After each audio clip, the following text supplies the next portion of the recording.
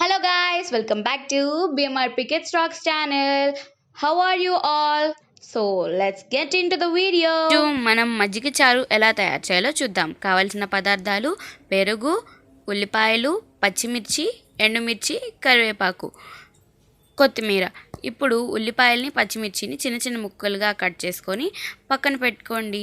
ఇప్పుడు ఒక బాండీ తీసుకొని దానిలోకి తాలింపుకి సరిపడా నూనెని యాడ్ చేయండి.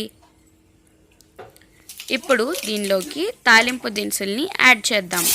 ఇప్పుడు దీనిలోకి ఉల్లిపాయల్ని యాడ్ చేయండి, పచ్చిమిర్చిని కూడా యాడ్ చేయండి. ఇప్పుడు దీనిలోకి ఎండుమిర్చిని యాడ్ చేద్దాం. ఇప్పుడు దీనిలోకి కొద్దిగా కరివేపాకుని కూడా యాడ్ చేద్దాం. ఇవన్నీ కొద్దిగా ఫ్రై అయ్యాక దీనిలోకి కొద్దిగా కొత్తిమీరని కూడా యాడ్ చేద్దాం. ఇప్పుడు వీటన్నిటిని ఫ్రై చేయండి.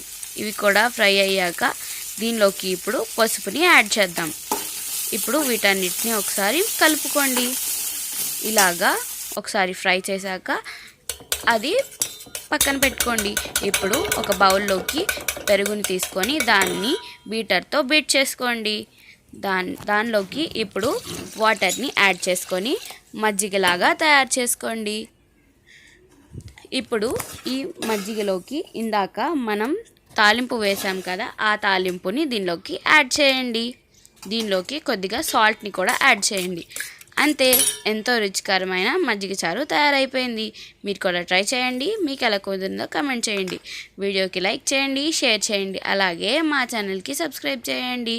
See all in next video. Bye bye.